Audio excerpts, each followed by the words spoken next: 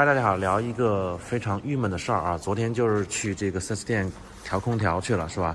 因为之前这个追尾了，然后那个冷凝管也变形了，是吧？所以它涉及到这个前框全部拆掉重新搞的这个事儿。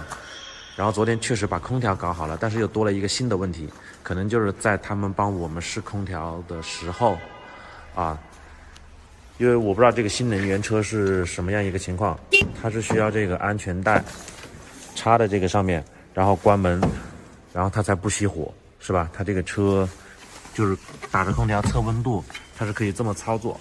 但是就是视频开头我也放了那个声音啊，就是帮我们操作那个师傅可能比较胖，他是用这种反手，用这个肘子底的这边把这个安全带插上，所以他当时操作的时候我就听到嘎叽一声，然后我拿到车的时候就开始有嘎叽声了啊！我之前开这个车座椅咱们往后靠是没有任何噪音的啊，主驾驶等会儿给大家听一下就有这个声音了。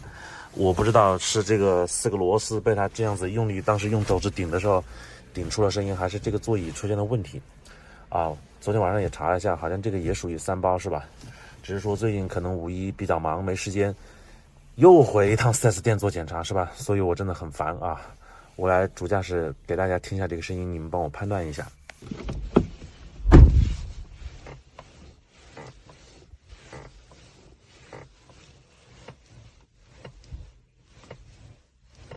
这个是什么声音？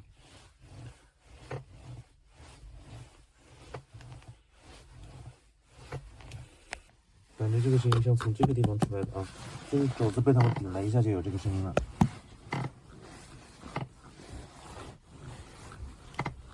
昨天刚把这个搞好，今天这个又长毛了是吧？